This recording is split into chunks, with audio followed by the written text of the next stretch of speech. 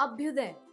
अभ्युदय से होगा आपका उदय, क्योंकि पेट परीक्षा के लक्ष्य बैच की सफलता के बाद आ चुका है अभ्युदय बैच, जिसका टारगेट है आपको अब एसएससी की परीक्षा में सफलता दिलाना, जहां पर चल रही हैं daily live classes for all the subjects, वो भी बिल्कुल फ्री, सुबह 8 बजे से दोपहर 12 बजे तक, जहां पर आप पढ़ सकते हैं सुबह 8 बजे से जीएस, 9 बजे से इंग्लिश, 10 बजे से रीजनिंग और 11 बजे से मैथ्स। तो इंतजार किस बात का है, आज ही ज्वाइन करिए Abhyudaya batch, only on OL Expert। Welcome to OL Expert। A very good morning to all of you. I hope कि आप लोग आज के सेशन के लिए तैयार रहेंगे।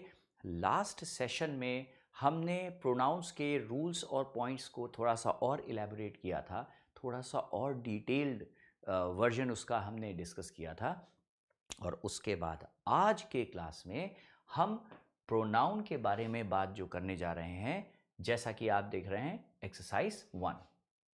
क्योंकि प्रोनाउन जो है वो इतना बड़ा चैप्टर है कि इस चैप्टर को पूरी तरीके से समझने के लिए हम इसे कई पार्ट्स में समझते हैं। पहला पार्ट था प्रोनाउंस कितने काइंड्स और टाइप्स के हैं, फिर हमने बात की कितने प्रकार के रूल्स, लॉजिक्स और पॉइंट्स हो सकते हैं या लॉजिक्स हो सकती हैं जिनसे प्रोनाउन के क्वेश्चंस जनरेट होते हैं। ठीक है, और अब हम डिस्कस करने जा रहे हैं आज की क्लास में कि प्रोनाउन के क्वेश्चंस जिनसे पेपर में क्वेश्चन बनता है, उन पॉइंट्स को लेकर के हमने क्या किया, कुछ प्रीवियस पेपर के प्रोनाउन की कैटेगरीज के पॉइंट्स को लेकर के बिल्कुल प्रीवियस पेपर में जैसे क्वेश्चंस आते हैं एसएससी में, उनके बेस पर एक्सरसाइजेज हैं।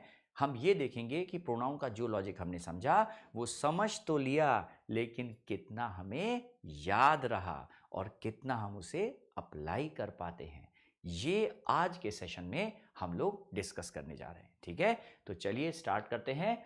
और before we start, we all know ये 5 पैरामीटर्स हैं, लाइक एंड सब्सक्राइब, क्योंकि इससे डिटेल्ड वर्जन आपको और कहीं नहीं मिलेगा। ठीक है, यह आप भी जानते हैं। ठीक है, और ये आपके सेशंस की, लाइव सेशंस की डिटेल्स हैं। जिन लोगों ने नहीं नोट की है वो नोट कर सकते हैं। ठीक है, कि किस समय कौन सी क्लास, क्या क्या चीज़ें हैं, 10th और 12th सेशंस भी हैं। अच्छा, और फाइनली ये हमारा जो प्रेजेंट बैच चल रहा है उसके बारे में। ठीक है, तो ये सब डिटेल्स आपके पास अब पहुंच चुकी हैं। तो हम स्टार्ट करते हैं प्रोनाउंस की एक्सरसाइज। ठीक है, एक्सरसाइज 1, पहली एक्सरसाइज जो हम बात कर रहे हैं। अब देखिए, पहले मैं इन स्टेटमेंट्स के बेसिक मीनिंग्स को पढ़ूंगा और उसके बाद हम इनके जो आंसर्स हैं, एक्सप्लेनेशन है, उनसे टैली करके इनके मीनिंग्स को समझेंगे। ठीक है, पहला क्वेश्चन है, it is you, he and us who are going to the market for shopping. इस सेंटेंस में आप देख रहे हैं कि प्रोनाउंस का इस्तेमाल किया गया है। ठीक है, सेंटेंस शुरू हो रहा है इट इज से, उसके बाद 3 प्रोनाउंस आए हैं, उसके बाद एक रिलेटिव प्रोनाउन आया है, उसके बाद फिर से सेंटेंस कॉन्टिन्यूएशन में है। सेंटेंस का मीनिंग बना तुम, वो और हम जो है जा रहे हैं मार्केट के लिए, शॉपिंग के लिए मार्केट जा रहे हैं। ठीक है, ये हिंदी का ट्रांसलेशन हो गया। अब उसके बाद सेकंड वाले में आते हैं। सेकंड वाले में, as far as I know you and I must apologise for all that has happened. जहां तक मैं जानता हूं, तुम्हें और मुझे माफी मांगनी चाहिए हर उस बात के लिए जो घटित हुई है या हुई है। यह हो गया इसका हिंदी का ट्रांसलेशन। थर्ड वाले में, I don't know whether it is they, you और him who are the main investors in the market. मुझे नहीं पता कि वे हैं, तुम हो या वो है जो मेन इन्वेस्टर्स है मार्केट में, जिन्होंने पैसा मार्केट में इन्वेस्ट किया होगा। फोर्थ कह रहा है, it is just between your friend and I that this company is going to bankruptcy. ये बात सिर्फ तुम्हारे दोस्त और मेरे बीच में ही रहेगी या है कि कंपनी जो है वो बैंक्रप्सी मतलब दिवालिया होने जा रही है, वो कंपनी बिल्कुल सर्वाइव नहीं करेगी। तो ये क्या था, ये हमने सेंटेंस में इनके मीनिंग्स को समझा कि हिंदी का ट्रांसलेशन क्या बनेगा। अब देखते हैं कि इसमें या तो प्रोनाउन के एरर होगा या नो एरर होगा। ठीक है, ध्यान रखिएगा, सिर्फ प्रोनाउन से रिलेटेड सिंगुलर प्लूरल हो सकता है, प्रोनाउन के केसेस हो सकते हैं, या प्रोनाउन के रूल्स के बेस का क्वेश्चन है ये। तो इसमें सिर्फ प्रोनाउन से एसोसिएटेड एरर होगा, वरना sentence would be no error. ठीक है, और किसी पार्ट ऑफ स्पीच से रिलेटेड ये नहीं है। ठीक, अगले क्वेश्चन के आंसर वाले पॉइंट पे चलते हैं। अब देखिए आंसर्स। पहला स्टेटमेंट कह रहा है, it is you, he and us who are going to the market for shopping. अब यहां पर देखिए हम सेंटेंस में देखते हैं इट इज। तो हमने रूल डिस्कस किया था कि अगर कोई वाक्य इट इज या वॉज से शुरू होता है तो सेंटेंस में इट इज और इट वॉज से शुरू होने पर सेंटेंस में जो भी नाउन प्रोनाउन आगे आता है वो इंट्रोड्यूस किया जाता है, और इंट्रोड्यूस करने का पर्सनल प्रोनाउन जो भी होगा वो हमेशा सब्जेक्टिव केस में होना चाहिए, मतलब सब्जेक्ट होना चाहिए, ऑब्जेक्ट नहीं होना चाहिए। यही तो बात हुई थी। इसी तर्क या लॉजिक से यू पे तो कोई फर्क पड़ा नहीं क्योंकि यू सब्जेक्ट ऑब्जेक्ट में एक जैसा होता है, ही पे भी कोई फर्क नहीं पड़ा क्योंकि ये भी सब्जेक्ट है, ये ऑब्जेक्ट तो है ही नहीं। लेकिन अस नहीं होना चाहिए, अस की जगह क्या ले लेगा, सब्जेक्टिव केस वी।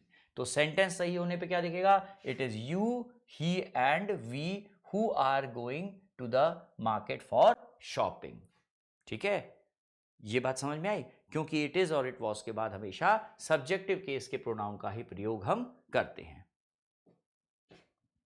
उसके बाद सेकंड में, as far as I know you and I must apologise. अब देखो यहां अपोलोजाइज वर्ड आ गया। अपोलोजाइज का मतलब है गलती को स्वीकार करना, और हमने क्या रूल बात की थी प्रोनाउन वाले लास्ट पार्ट में कि गलती स्वीकार करने की बात जब कही जाती है तो ऐसी अवस्था में हम प्रोनाउन का ऑर्डर रखते हैं 1 + 2 + 3, फर्स्ट पर्सन, फिर सेकंड पर्सन और फिर थर्ड पर्सन, इसी ऑर्डर में होना चाहिए। अगर ये नहीं है तो ये दो, ये नहीं है तो ये दो, और ये नहीं है तो फर्स्ट और थर्ड। इसीलिए सेंटेंस में सेकंड पर्सन मौजूद है और यहां पर फर्स्ट पर्सन मौजूद है, लेकिन मिस्टेक या गलती स्वीकार करते समय फर्स्ट सेकंड थर्ड होता है, तो ये यहां और ये यहां आ जाएगा। और सही सेंटेंस क्या बनेगा, as far as I know I and you must apologise for all that has happened. Sentence ऐसे लिखने पर सही हो जाएगा। ठीक है, नेक्स्ट वाले में, I don't know whether it is they, you और him who are the main investors in the market. अब देखिए इट इज यहां भी आ गया, फिर से वही रूल जो पहले वाला था, यही रूल अप्लाई यहां पर आकर के हो जाएगा। तो इट इज के बाद सब्जेक्ट आता है, सब्जेक्ट है ठीक, दे भी सब्जेक्ट है ठीक, क्योंकि दे सब्जेक्टिव फॉर्म है और यू का तो सब्जेक्ट ऑब्जेक्ट एक जैसा होता है। लेकिन इट इज इट वॉज के बाद क्योंकि सब्जेक्ट आता है और ये ऑब्जेक्ट है, इसीलिए इसकी जगह पे क्या आएगा, ही आएगा। ठीक है, आई होप आप लोगों को ये समझ में आ रहा होगा कि इट इज इट वॉज के बाद हमेशा सब्जेक्टिव केस आता है, तो जो ऑब्जेक्टिव है उसको हमने सब्जेक्ट में चेंज कर दिया तो सेंटेंस करेक्ट हो जाएगा। नेक्स्ट में, it is just between your friend and I that this company is going to bankruptcy. अब यहां पर एक खेल है, ये ट्रिकी क्वेश्चन है एसएससी का, मल्टीटास्किंग 10+2 से लेके सीजीएल में भी कई बार आ चुका है ऐसा क्वेश्चन, तो ध्यान दीजिएगा इस बार। यहां पर पेपर बनाने वाले ने जिसने ये क्वेश्चन डिजाइन किया है वहां पर थोड़ा सा उससे ट्रिक बेस की है, थोड़ा सा बुद्धू बनाने की कोशिश की गई है कि अगर इट इज इट वॉज अभी तक हम देखते आ रहे थे, इट इज इट वॉज के बाद हमेशा सब्जेक्टिव केस का प्रोनाउन आता है, यही तो बात हुई थी। और यहां पर देखिए क्या प्रॉब्लम हो गई, यहां पर यह प्रॉब्लम हो गई कि सारा कंफ्यूजन इट इज से है कि इट इज इट वॉज के बाद सब्जेक्टिव केस आता है। लेकिन यह मत भूलिए कि बिटवीन एक वर्ड है जो है प्रीपोजिशन, और प्रीपोजिशन है याद रखिएगा, प्रीपोजिशन के बाद हमेशा ऑब्जेक्टिव केस आता है। तो इट इज इट वॉज यहां धोखा देने के लिए लिखा गया है ताकि सब सब्जेक्टिव केस से सोचें, लेकिन आगे क्या लगा दिया गया है, बिटवीन प्रीपोजिशन, जिसके बाद हमेशा ऑब्जेक्टिव केस ही आता है। ऑब्जेक्टिव प्रोनाउंस आते हैं, इसीलिए यू, योर फ्रेंड पे तो कोई फर्क नहीं पड़ेगा क्योंकि ये तो नाउन है, नाउन पे कोई फर्क नहीं पड़ता। लेकिन आई का सब्जेक्ट फॉर्म जो आई है हट जाएगा और क्या बन जाएगा, मी बन जाएगा। बात समझ में आई? ये ट्रिक वाला पॉइंट था यहां पर जिस पे बेस क्वेश्चन था ये, ठीक है। तो ध्यान रखिएगा, पेपर बनाने वाले वही लॉजिक सारी किताबों में सारी जगहों पे मौजूद होते हैं, लेकिन उसमें थोड़ा सा ट्रिक इंट्रोड्यूस किया जाता है, वरना एसएससी का पेपर किस बात का फिर, अगर ट्रिकी ना हो तो। देखते हैं 5th, 6th, 7th, 8th और 9th क्वेश्चन। 5th वाले में it was a matter between your friend and she that we are going to leave the job. देखिए वैसा ही क्वेश्चन है, ठीक है, बिल्कुल वैसा ही क्वेश्चन है, उसी तरीके का क्वेश्चन है ये भी। नेक्स्ट में let these people and I go and assist others, यहां लेट इंपॉर्टेंट है, ध्यान रखिएगा। अगले में भी लेट द चेयरमैन ही and I decide what has to be done, और 8th वाले में let you they and me be the first to visit this spectacular place. Spectacular का मतलब होता है गजब की जगह, ठीक है, गजब की, एस्टोनिशिंग, चौंका देने वाली, ठीक है, कोई बहुत बढ़िया जगह जो हम कहते हैं बहुत बढ़िया चीज, तो उसको क्या कहते हैं, स्पेक्टेकुलर, ठीक है। 9th वाले में let John and we work for this project without delay, ठीक। ये सेंटेंस हैं इस समय जिसमें देखिए 1 2 3 4 4 जगहों पे लेट का यूज किया गया है। ध्यान रखिएगा, लेट से रिलेटेड हमने बात भी की थी पिछले लेक्चर में कि लेट के पॉइंट्स किस तरह से बनते हैं, ठीक है। अब देखते हैं इसके बाद इनके आंसर्स, या तो प्रोनाउंस के एरर या नो एरर। देखिए कैसे आंसर्स के पॉइंट पे आते हैं। सबसे पहले 5th वाला, it was a matter between, अभी बात हुई थी, बिटवीन आते ही ऑब्जेक्टिव केस, तो इस पे तो कोई फर्क नहीं पड़ेगा, ठीक। लेकिन शी तो सब्जेक्टिव केस है, होना क्या चाहिए, ऑब्जेक्टिव केस, इसलिए शी की जगह क्या हो गया, हर हो गया, ठीक। अगले वाले में let these people and I, let के बारे में हमने बात की थी कि लेट एक TRANSITIVE ट्रांजिटिव वर्ब है, और सकर्मक क्रिया हिंदी में, और ट्रांजिटिव वर्ब की प्रॉपर्टी क्या बताई थी कि उसके फौरन बाद बिना ऑब्जेक्ट लगाए सेंटेंस स्टार्ट नहीं होता और ऑब्जेक्टिव केस का ही प्रोनाउन आना चाहिए, यही बात हुई थी। तो इसी तर्क या लॉजिक से लेट के बाद यहां से चले तो ये तो कोई फर्क नहीं पड़ेगा क्योंकि ये नाउन है, लेकिन इस पे फर्क पड़ जाएगा और इसकी जगह पर होना चाहिए आई का ऑब्जेक्टिव केस क्या है, मी। आपने सुना भी है, लेट मी गो या लेट आई गो, कौन सा सही लगा सुनने में, सोचो। लेट मी गो बोलते हैं आप, आई गो नहीं बोलते, इसीलिए यहां पर भी आई की जगह क्या आ जाएगा, मी आ जाएगा। सेम लॉजिक यहां और यहां अप्लाई करिए और यहां अप्लाई करते हैं, तो लेट द चेयरमैन ही एंड आई, अब ये दोनों सब्जेक्टिव केस में है, जबकि होना क्या चाहिए, ऑब्जेक्टिव केस, इसीलिए लेट ही का हिम और आई का मी चेंज हो जाएगा, तो सेंटेंस करेक्ट हो जाएगा। सिमिलरली लेट के बाद यू, अगेन कोई फर्क नहीं पड़ा, लेकिन दे तो सब्जेक्टिव केस है भाई, इसको तो हटाना ही पड़ेगा, तो let you and them, and let you them and me, भाई ये तो ऑलरेडी ऑब्जेक्टिव केस है तो कोई फर्क नहीं पड़ेगा। Be the first to visit this spectacular place, ठीक है, ये स्टेटमेंट इस तरह से सही किया जाएगा।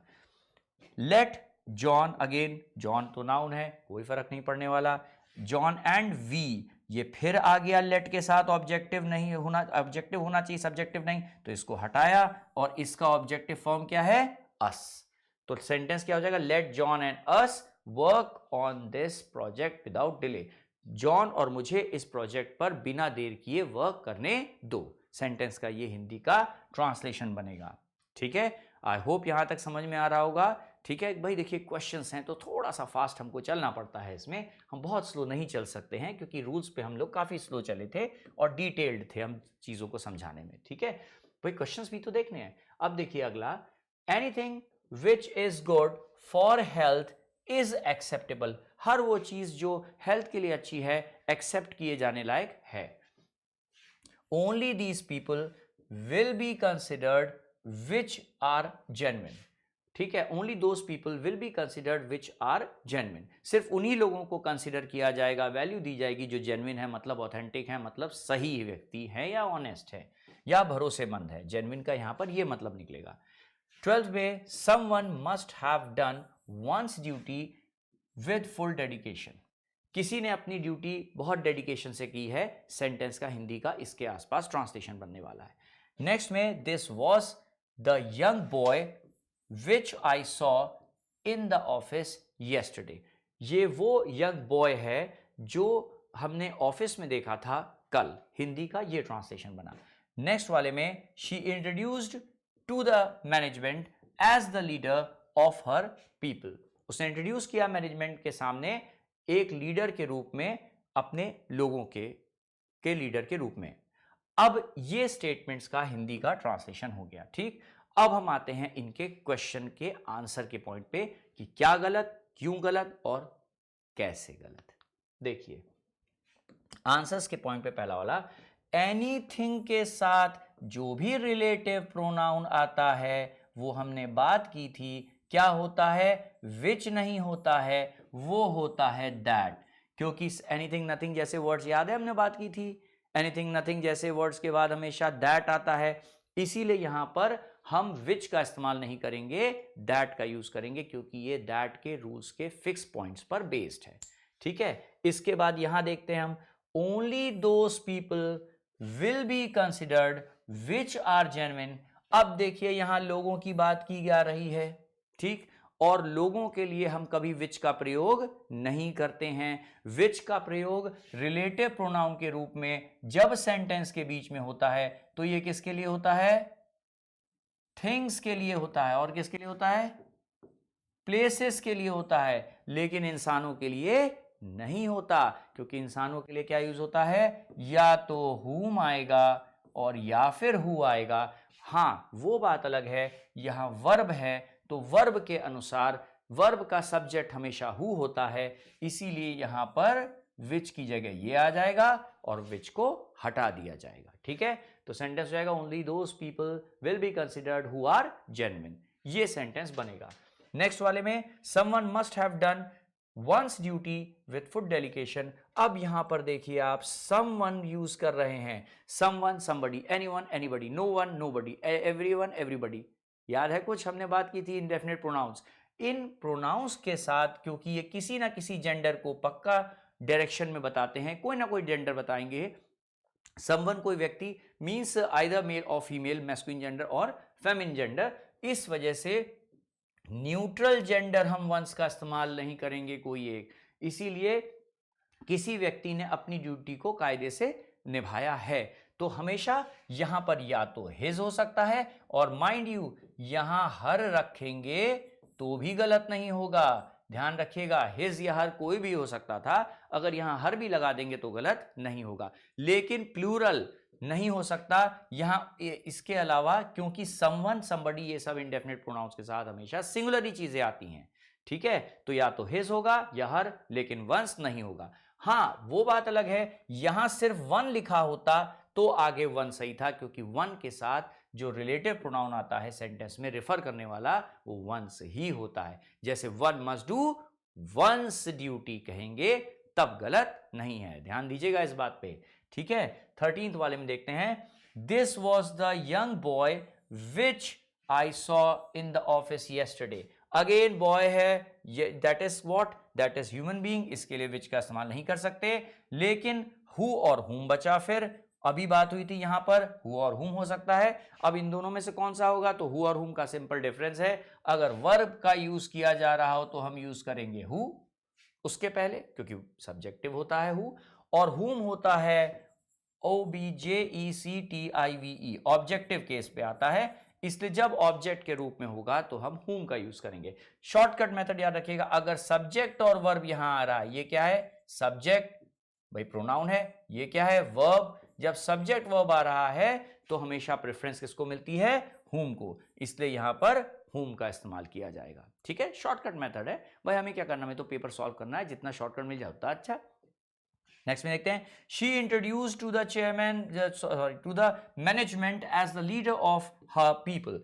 अब यहां पर ध्यान दीजिएगा कि इंट्रोड्यूस किया किसको, ट्रांजिटिव वर्ब है, हमने बात की थी। ट्रांजिटिव वर्ब के बाद हमेशा ऑब्जेक्ट बिना रखे सेंटेंस आगे नहीं बढ़ सकता है और इसीलिए ऑब्जेक्ट नहीं होता है तो एक reflexive pronoun myself, himself, themselves, ourselves, yourself, याद आया कुछ ऐसा रखते हैं ना। तो देखो ये प्रोनाउन है शी, तो इसके हिसाब से क्या हो जाएगा, हरसेल्फ। शी इंट्रोड्यूस्ड, किसको इंट्रोड्यूस किया भाई, ये तो बताओ किसको इंट्रोड्यूस किया, इसीलिए हरसेल्फ रखे बगैर सेंटेंस आगे नहीं बढ़ेगा। अगर यहां पर ही होता तो ये क्या हो जाता, हिमसेल्फ, और दे होता तो क्या हो जाता, देमसेल्फ हो जाता। ठीक है, अकॉर्डिंग टू सब्जेक्ट, ही के साथ हिमसेल्फ, शी के साथ हरसेल्फ, दे के साथ देमसेल्फ। लेकिन क्योंकि शी है इसलिए हरसेल्फ, इसके फौरन बाद यहां पर रखेंगे तब सेंटेंस सही हो जाएगा। ठीक है, चलिए आई होप यहां तक समझ में आ रहा होगा। ध्यान से ध्यान बनाए रखिए, स्टे ट्यून्ड। अगला पॉइंट देखते हैं 15, 16, 17। देखिए, you and your friend should help one another if you two want to succeed in life. 16th वाले में these books are my sisters and my, so we have to take care of them. 17th वाले में one of the books are in a very bad condition. 18th वाले में they who are suffering from fever have to take their medicines on time. ये तो हमने sentences को read कर दिया कि ये सेंटेंसेस हैं क्या। ठीक, अब इनमें प्रोनाउंस के एरर वाले पॉइंट्स को हम देखते हैं, आगे चलते हैं, देखिए किस तरीके से। तो आंसर्स में क्या बात है, थोड़ा सा हम रैपिड चल रहे हैं राउंड में, ध्यान दीजिएगा। यू एंड योर फ्रेंड, अब सेकेंड पर्सन और थर्ड पर्सन साथ में है, you and your friend should help one another. अब देखिए सेंटेंस में 2, 3, 1 वाला रूल तो सही है, लेकिन यहां पर देखिए कितने लोगों के लिए बोला गया है, 2 के लिए। और हमने बात की थी रेसिप्रोकल प्रोनाउंस में कि जब 2 लोगों की बात होती है तो वन अनदर नहीं आता है, क्या आता है, ईच अदर। 2 लोग हैं तो ईच अदर, और 3 या 3 से ज्यादा हैं तो क्या आएगा, वन अनदर। इसीलिए यहां ईच अदर की जगह पर वन अनदर होना चाहिए। 16th वाले में these books are my sister's, अब यहां पर पोजेशन POSSESSION, पोजेशन मतलब पॉजेसिव केस लगा दिया गया है। तो जब एपोस्ट्रोफी एस का पॉजेसिव केस है तो अगला प्रोनाउन भी उसी में होना चाहिए, एंड के दोनों तरफ एक जैसी चीजें होती हैं, इसीलिए माई पॉजेसिव एडजेक्टिव है, और अगर ये एडजेक्टिव है तो इसके बाद नाउन होना चाहिए। इसीलिए ये सेंटेंस या तो ऐसे सही किया जाए, these books are my sister's and my books, या तो ऐसे बताया जाए, लेकिन नाउन के रिपीटिशन के लिए प्रोनाउन बनाया गया, इसीलिए माई नहीं होगा, क्या हो जाएगा, mine. These books are my sister's and mine होना चाहिए, क्योंकि ये पॉजेसिव प्रोनाउन है और प्रोनाउन के बाद कोई नाउन या जेरेंड नहीं आता है। क्योंकि माई रखेंगे तो ये बुक को रिपीट करना पड़ेगा, जो कि सेंटेंस को सही नहीं बनाएगा, इसीलिए माई की जगह पर माइन आ जाएगा, पॉजेसिव प्रोनाउन, क्योंकि पॉजेसिव केस लगा हुआ है। ठीक है, नेक्स्ट में वन ऑफ याद रखिएगा, आप जैसा उस दिन बताया था, वन ऑफ के साथ नाउन हमेशा प्लूरल होता है, लेकिन वन ऑफ कईयों में से एक की चॉइस करता है, इसीलिए वर्ब हमेशा सिंगुलर हो जाता है। इसीलिए one of the books is in a very bad condition. कई किताबों में से कोई एक किताब है जो बहुत खराब अवस्था में है, हम ये कहना चाह रहे हैं, हम सारी किताबों के लिए नहीं कह रहे हैं, लेकिन क्योंकि वन ऑफ कईयों में से चॉइस करता है तो जो नाउन होगा वो हमेशा प्लूरल होगा, ये बात भी ध्यान रहे। तो समझ में आ रही बात, वन ऑफ के बाद नाउन प्लूरल होना चाहिए, लेकिन चॉइस वन की है इसलिए वर्ब सिंगुलर ही रहेगा, वो प्लूरल नहीं होगा। ठीक है, यहां तक बात समझ में आई। अब देखिए, दे who are suffering from fever have to take their medicines on time। अब यहां पर एक बात बहुत इंपॉर्टेंट है, हमने जो भी प्रोनाउंस के रूल्स डिस्कस किए थे उसमें हमने बात की थी कि कई बार क्या होता है कि रिलेटिव प्रोनाउन सेंटेंस में बीच में आया, उसके पहले और उसके बाद कोई ना कोई वर्ड होता है। ठीक, अब इसी बात को हम अगर ऐसे समझें आसान तरीके से कि रिलेटिव प्रोनाउन सेंटेंस में जहां भी आएगा तो उसके बाद अगर कोई वर्ब आता है तो वो वर्ब जो है उसके पहले आने वाले वर्ड के अनुसार चलता है। ये बात हमने प्रोनाउन के लेक्चर के लास्ट वाले पार्ट में की थी कि आगे आने वाला वर्ब पहले नाउन प्रोनाउन जो में सेंटेंस में जो रिलेटिव प्रोनाउन होगा, हु, विच, दैट और हुम, उसके ठीक पहले वाले पॉइंट के बेस पर चलता है, उसके सिंगुलर या प्लूरल होने से आगे का वर्ब सिंगुलर या प्लूरल होता है। ठीक, लेकिन इसमें एक ऐसा पॉइंट है जो लोग स्पोकन इंग्लिश में गलत बोलते हैं, इसीलिए लिखते इंग्लिश में भी वो लोग कंफ्यूज हो जाते हैं और उसे सही नहीं कर पाते हैं। ठीक है, क्या कि अगर दोज के पहले आने वाला, यहां पर रिलेटिव प्रोनाउन उसके पहले आने वाला नाउन या प्रोनाउन की बात की जाए, नाउन तो कोई भी हो सकता है, इसको हटा देते हैं, लेकिन अगर प्रोनाउन है तो सब्जेक्ट के रूप में, तो अगर वो प्लूरल है तो वो कभी दे नहीं होगा, हमेशा दोज होना चाहिए। क्या याद रखने वाला पॉइंट है कि कहीं सेंटेंस में हु लिखा हो, इसको कैसे समझें, आसान तरीके से ऐसे कि दोज, अगर हु के पहले कोई प्लूरल प्रोनाउन आए, पर्सनल प्रोनाउन हो, तो वो हमेशा, या कोई ऐसा प्रोनाउन हो जो पॉसेसिव प्रोनाउन हो, तो हमेशा वो दोज होना चाहिए, दे, प्लूरल में वो कभी दे नहीं होगा। और सुनने में भी ये बात आसान लगेगी, देखिएगा, दोज हु आर सफरिंग या they who are suffering, those who are suffering, ये स्टेटमेंट भी आपने ज्यादा सुना है, इसलिए ध्यान रखिएगा, हु का एंटीसीडेंट मतलब पूर्ववर्ती, उसके पहले आने वाला जो प्रोनाउन होगा, अगर वो प्लूरल है तो वो दे नहीं होना चाहिए, हमेशा चॉइस क्या होनी चाहिए आपकी, दोज होनी चाहिए।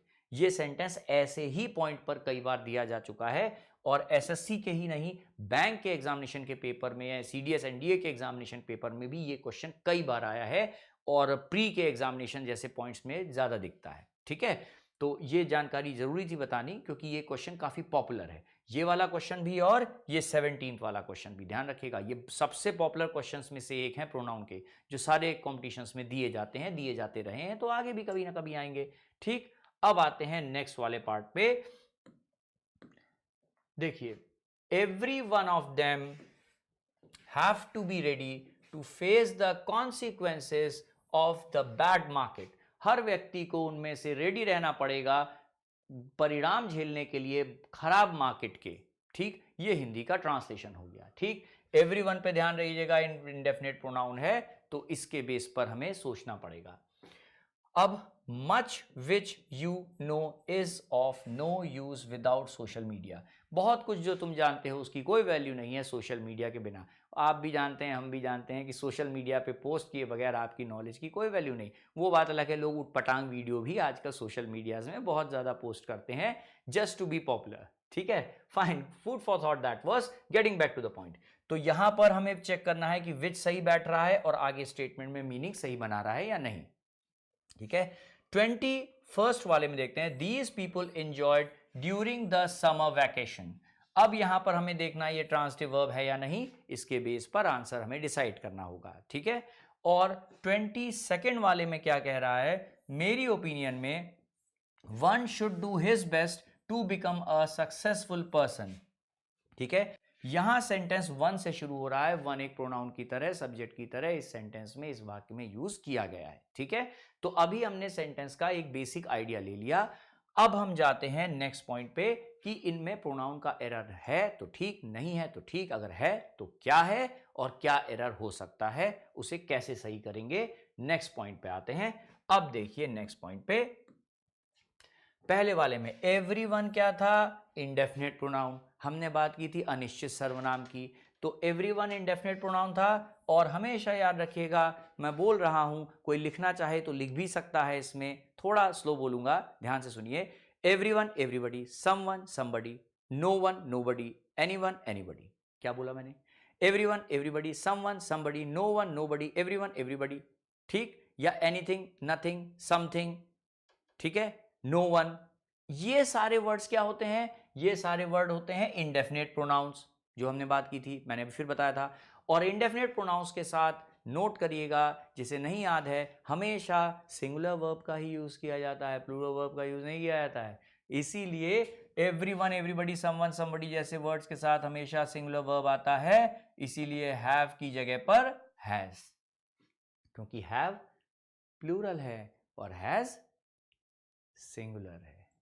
बात समझ में आई? आई होप आप लोग इस बात को समझ रहे होंगे, इसीलिए हम भाई क्वेश्चन के पॉइंट्स को इस तरह से बताने का प्रयत्न कर रहे हैं कि मैक्सिमम चीजें कवर हो जाएं। ठीक है, अब देखो भाई, मच के साथ, मच भी उसी पॉइंट पे आया था, याद है, हमने रिलेटिव प्रोनाउन में हु विच दैट हुम के डिफरेंस के बारे में बात की थी, वहां पर रिलेटिव प्रोनाउन में दैट का रूल आया था। ऑल, मच, लिटिल जैसे शब्दों के बाद हमेशा दैट ही रिलेटिव प्रोनाउन होता है, ना हु, ना हुम और ना ही विच का यूज होता है। इसका मैंने एक पूरा एक लिस्ट लिखवाई थी, ठीक है। इसी वजह से हमने मच को अगर सही मानते हैं तो मच के बाद जैसे सेंटेंस स्टार्ट कर रहा है तो मच के बाद क्या होना चाहिए, तो फिर मच के बाद होना चाहिए, ठीक है, ये विच जो है इसकी जगह पर क्या आएगा, इसकी जगह पर आएगा दैट। और क्यों, क्योंकि सिर्फ यही वर्ड्स नहीं थे, और भी कुछ वर्ड्स थे। अगर आपको याद हो तो all, much, little, no one, none, anything, nothing जैसे कई सारे वर्ड्स थे। फिलहाल मच की बात करते हैं, मच के साथ आता है दैट, इसलिए ये सही और ये गलत। इसकी जगह ये रख देंगे तो सेंटेंस करेक्ट हो जाएगा, ठीक। और आखिरी के दो सेंटेंस में these people enjoyed, enjoyed transitive verb है जिसके फौरन बाद ऑब्जेक्ट होना चाहिए, नहीं होता है तो क्या बात हुई थी, रिफ्लेक्सिव प्रोनाउन। रिफ्लेक्सिव प्रोनाउन इससे पहले भी सेंटेंस में आ चुका है, किसके अनुसार चलेगा, सब्जेक्ट के अनुसार, जो कि क्या है, पीपल, और पीपल क्या है, प्लूरल है, इसलिए these people enjoyed what, themselves during the summer vacation. या तो होता दीज पीपल इंजॉयड और इंजॉयड के बाद कोई ऑब्जेक्ट रखा होता, ठीक है, तो वो बात सही थी। जब ऑब्जेक्ट नहीं है तो रिफ्लेक्सिव प्रोनाउन रखते हैं। ऐसा ही एक क्वेश्चन भी तो हम पहले डिस्कस कर चुके हैं, तो ये बिल्कुल सेम लॉजिक पे बेस्ड था, ठीक है। तो यहां देमसेल्व्स रखेंगे यहां पर, तो सेंटेंस करेक्ट हो जाएगा, ठीक।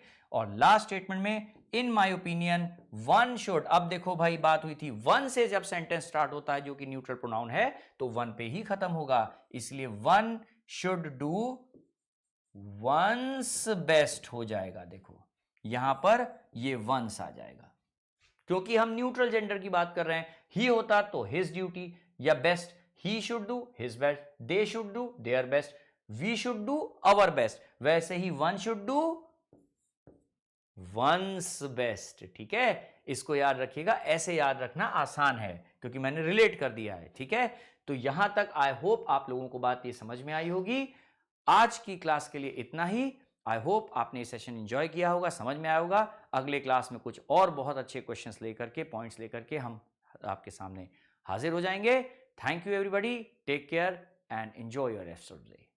Thank you. अभ्युदय, अभ्युदय से होगा आपका उदय, क्योंकि पेट परीक्षा के लक्ष्य बैच की सफलता के बाद आ चुका है अभ्युदय बैच, जिसका टारगेट है आपको अब एसएससी की परीक्षा में सफलता दिलाना, जहां पर चल रही हैं daily live classes for all the subjects, वो भी बिल्कुल फ्री, सुबह 8 बजे से दोपहर 12 बजे तक, जहां पर आप पढ़ सकते हैं सुबह 8 बजे से जीएस, 9 बजे से इंग्लिश, 10 बजे से रीजनिंग और 11 बजे से मैथ्स। तो इंतजार किस बात का है, आज ही ज्वाइन करिए Abhyudaya batch, only on OL Expert।